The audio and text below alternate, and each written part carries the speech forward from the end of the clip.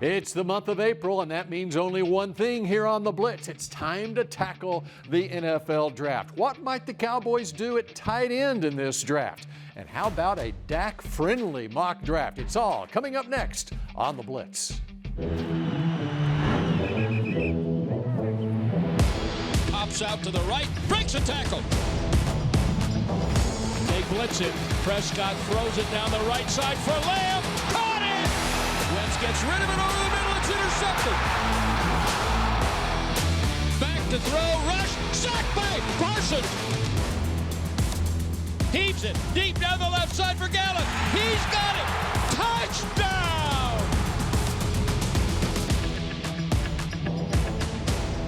We are counting down the days to this year's NFL draft on this edition of the Blitz. Bill Jones along with Kyle Youmans, and the draft coming your way starting on Thursday, April 27th. So much going on. We got baseball season underway.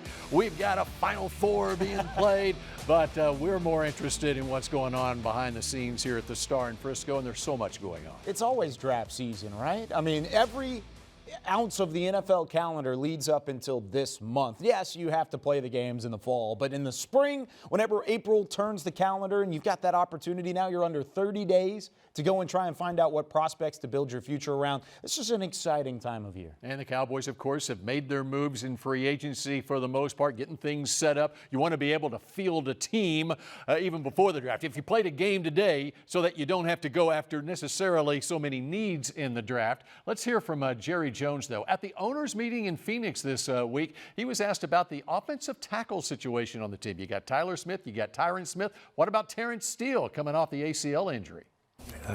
He's such a top tackle. Right. And as we have it right now, he should be the backup tackle on both sides. You say, well, why don't you move Tyler in?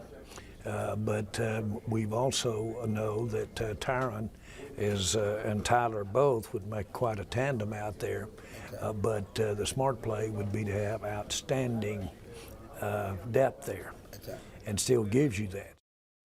Might be a good problem to have. It's very interesting comments there from Jerry. Of course, after Steele went down with his injury and Tyron came back from his injury at the end of the season, you had Tyler, the rookie, at left tackle. You had the perennial Pro Bowler at right tackle. Now what do they do with Terrence Steele getting back healthy again? You know, that's the biggest question, like you said. And credit to Jerry Jones, because he's making everybody think with the way that this has been turning out, because now you do have options. Tyron Smith comes back. He played, of course, a little bit at right tackle last year, where Terrence Steele was originally playing before his injury.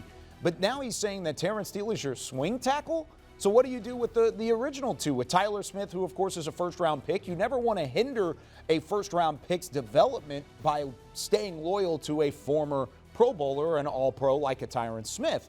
Tyron Smith is still one of the best tackles in football when he's healthy. However, he's only been healthy for 13 games over the last 3 seasons. So with that being said, he has not been available, and sometimes the best ability is availability, and Tyron Smith hasn't necessarily had that. Tyler and Terrence, outside of Terrence's injury this past year, have had that ability and have earned the right to be starters in this organization. I think that's where you go. I think you start Tyler Smith. I think you start Terrence Steele. There's a potential to use Tyron Smith in a rotation or potentially just as a swing tackle, but either way, you got to make a decision because you got 3 starting caliber tackles. Like you said, a great problem to have. And you don't have to make that decision, though, until August into September, the start of the season, because Terrence is rehabbing from his knee injury. So we're not going to get any real clues on this, even during off-season workouts. It won't be until training camp at the earliest. All right, when we come back here on the Blitz, let's take a look back at last year's draft and hear from that third-round draft pick, Jalen Tolbert. The Dallas Cowboys Blitz, presented by Blockchain.com, is also brought to you by AT&T, official partner of the Dallas Cowboys, and by Blockchain.com. Make your crypto play today.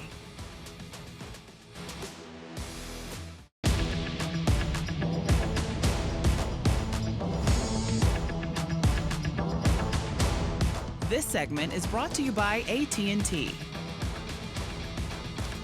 Register now for 2023 Dallas Cowboys youth camps presented by Invisalign. Athletes ages 6 to 16 invited to learn from the best this summer at AT&T Stadium or Ford Center at the Star in Frisco. Football camps led by former NFL players. Cheer camps taught by current Dallas Cowboys cheerleaders. Save $25 when you sign up for camp by May 12th. Visit dallascowboys.com/camps. Welcome back to the Blitz as we count down to this year's draft. But how about we take a look back at last year's draft right now with Haley Sutton. Head coach Mike McCarthy told us at the Combine earlier this year that one of the most important parts of the offseason for the rookie class is monitoring the jump from year 1 to year 2. Now, for some guys like Jake Ferguson or Tyler Smith, that jump seems a little bit easier given their role last season. But for other guys like Jalen Tolbert, that process is just a little bit slower. But he says it's all a part of his development as a Dallas Cowboy. There's something about being back in your hometown after months away that soothes the soul. Such was the case for Jalen Tolbert, who was in Mobile, Alabama in February to support his alma mater, South Alabama, and support the next round of NFL talent. That was a goal of mine too, is just kind of continue to pave the way like the guys ahead of me did, like Jeremy Reed. You know, obviously it'll bring a different want out of players too, knowing that you have the opportunity to get to, you know, the Senior Bowl or Combine, get drafted, whatever the case may be. Tolbert still remembers the feeling of playing on that same field and going through the process of becoming an NFL player. But when he stepped foot in Frisco last season, the transition was a bigger learning curve than he was expecting. I went to a different league where I had to learn, you know, the business side of stuff. I had to learn, you know, positional sides of things, playing multiple positions. I had to do a lot of stuff. And so with me being able to learn that and get a grip on it, you know, throughout practice and throughout learning from older guys like CD and MG and those guys. So now I can go into this next year and, you know, not have to learn and play at the same time, but just go out there and just be comfortable, be confident and play and show, you know, why I got drafted. Tolbert had just 2 receptions for 12 yards in 2022, which was a stark contrast from his career with the Jaguars, when he broke the school record with 178 receptions and over 3,000 total receiving yards. Although he was named the Sun Belt Conference Player of the Year in 2021, many believe he failed to meet expectations in his first professional season. Tolbert, however, says there's always a silver lining. I think everything is a learning experience, and so, you know, as people look at this past year as a down year for me, or, you know, whatever, you know, the word may be out there, but for me, you know, I learned a lot. I learned what I need to do to be elite talent at this next level in the league and help out our team next year. One down year doesn't define you.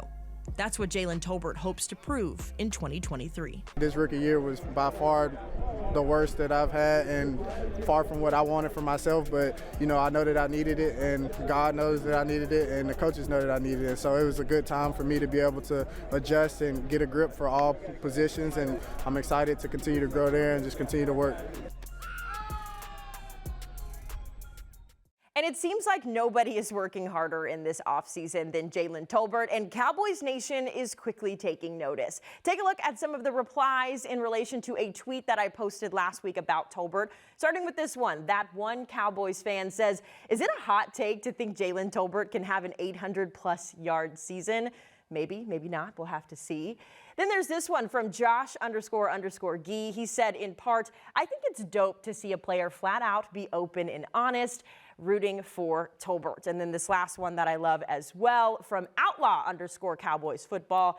"I'm absolutely not counting this kid out. I fully believe he will hold down the wide receiver 4 spot this season while making a notable contribution in the passing game. He has nowhere to go but up." And guys, he certainly is a player to keep our eye on as we go into that 2023 season. I'll send it back to you guys at the desk.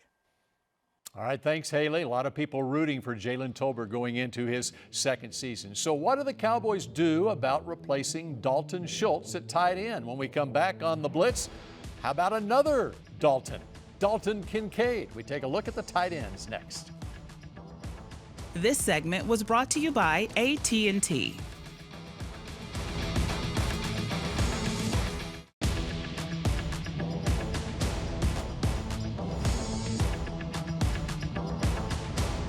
This segment is brought to you by Reliant, the official energy provider of the Dallas Cowboys.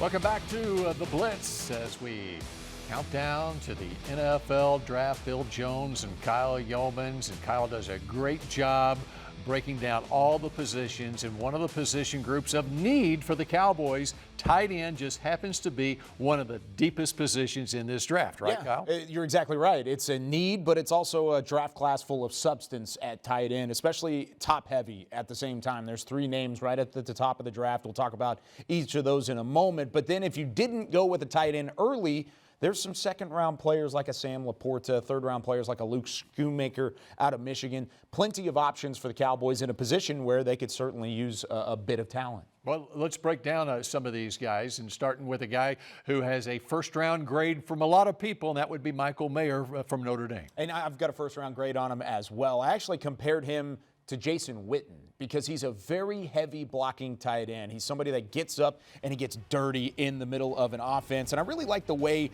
that he plays with some tenacity. He does not mess around in the blocking game. Great awareness of how to use his 265-pound frame. He makes the grabs in traffic. He takes good angles to the football, but the best part of his game is how involved he is in the blocking scheme. He's going to secure the edge with ease for whatever team he goes to. He's a little bit lumbery when it comes to running the football or running with the football, and his routes are a little bit rounded, as you can see here, even in the red zone. He can be a weapon, but it's not necessarily as technically sound as some of the other top tight ends in the draft. Yep, good size, but all-around type tight end. One guy that I'm intrigued by is the guy out of Utah, and that would be another Dalton. Trying to replace Dalton Schultz. How about Dalton Kincaid? And I compared him to another NFC East grade in Zach Ertz because of the way he can play as a receiver. He's athletic like a pass catcher is supposed to be, but he's sized like a tight end. Fantastic ball tracking ability was one of the things I had written down about it. You can see it in the back of the end zone here in the Rose Bowl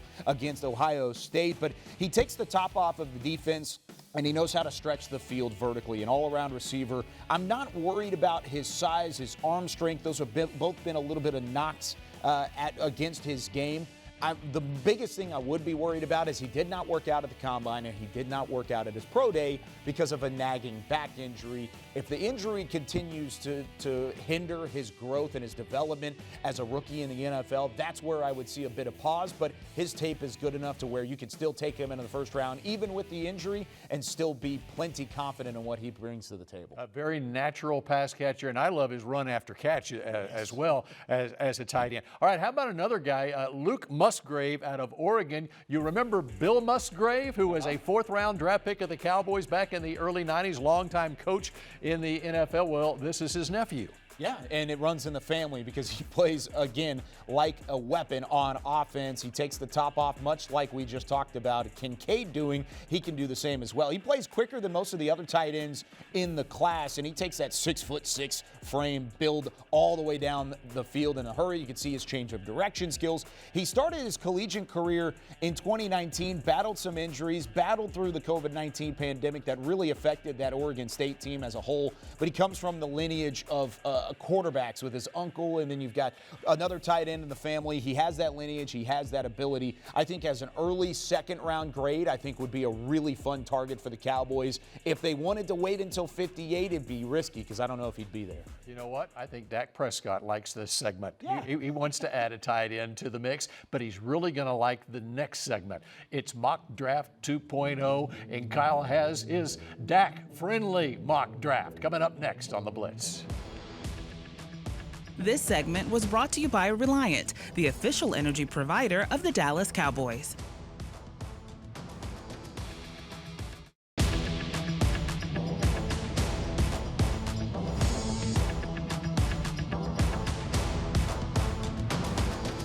Welcome back to The Blitz here in the Globe Life Studios. Bill Jones along with Kyle Youmans, and it is Mock Draft 2.0 from Mr. Youmans here. This is the segment I've been waiting for, and this week it is a Dak-friendly mock draft. Yes, and it makes things very interesting because we're not going to draft any defensive players, so take them all the way off the board. We're drafting only offense in the first 3 rounds, so offensive line, tight end, wide receiver, and then potentially, if the right guy becomes available, we'll do a running back as well. But here are the names that the Cowboys had at pick number 26 to choose from, because guys like Osiris Torrance, the guard out of Florida, wide receiver out of Boston College, Zay Flowers, even offensive tackle from Tennessee, Darnell Wright off the board. Even Dalton Kincaid, the tight end from Utah, no longer there. So you have your top wide receiver, Josh Downs. You have your top guard, Steve Avila. Tight ends like Michael Mayer and Luke Musgrave, both first-round potentials, but basically not what Bijan Robinson is. So give me Bijan Robinson.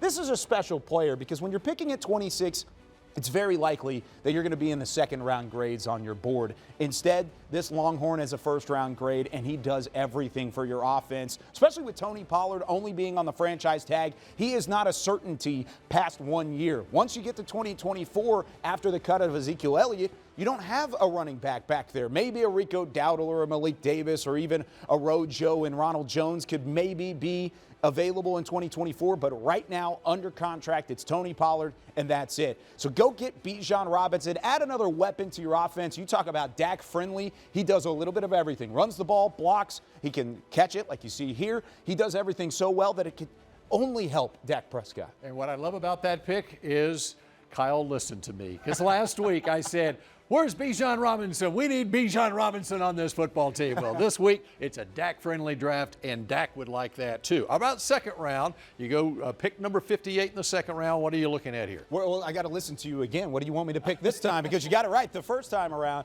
This time it gets interesting because you take some of these running backs away. Devin A-Chain was available out of Texas A&M. You had a Tajay Spears, who the Cowboys worked out this week, running back from Tulane. You picked Bijan Robinson. You don't have those opportunities here in the second round. But in this scenario, I really like the wide receiver options. There's 3 of them here. These are the top 3 receivers still on my board. Tank Dell really stood out throughout the Senior Bowl week. He really caught the media's eye there, but teams have really had their eyes on Nathaniel Dell out of Houston for quite some time. And then Rashee Rice, of course, played his collegiate ball at Dallas, in Dallas with SMU.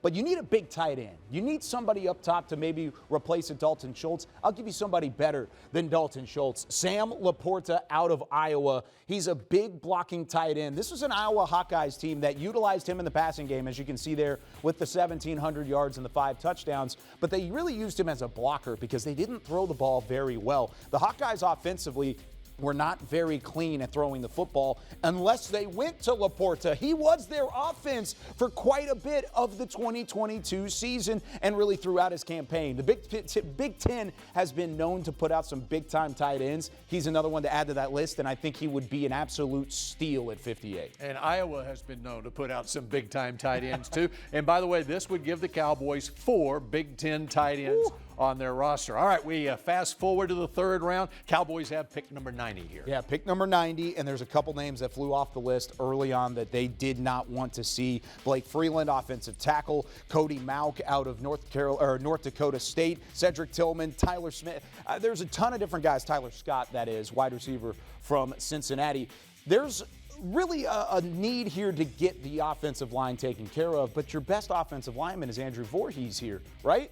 That's not necessarily a good pick. He's number 12 in my offensive guard list, and he's coming off of a torn ACL at the NFL Combine. So I think this is where you go wide receiver. They've listed at maybe wanting to see a Kayshon Boutte, but I think Parker Washington fits this team the best. He's a smaller receiver, of course, a little bit undersized, but he had plenty of production during his time with Penn State, and I like his ability to play out of the slot. He would compound very well with C.D. Lamb. You've got Michael Gallup on the outside. You traded for Brandon Cooks. So even drafting a guy in the third round here, he wouldn't necessarily be a game-changing aspect to your offense in year number 1. He can kind of develop. He can work into a role. And if you see the hands there, he is phenomenal with the hands. He can make those highlight reel players. So that's what we ended up with in our 3-round mock draft this time around. Those 3 players, I think, could really help out Dak Prescott. Second straight year, the Cowboys take a wide receiver in the third round of the draft. All right, thank you, Kyle. We're back to wrap things up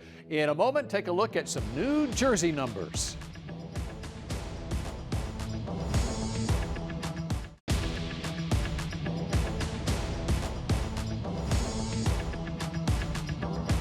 The Dallas Cowboys Blitz, presented by Blockchain.com, was also brought to you by AT&T, official partner of the Dallas Cowboys, and by Blockchain.com. Make your crypto play today.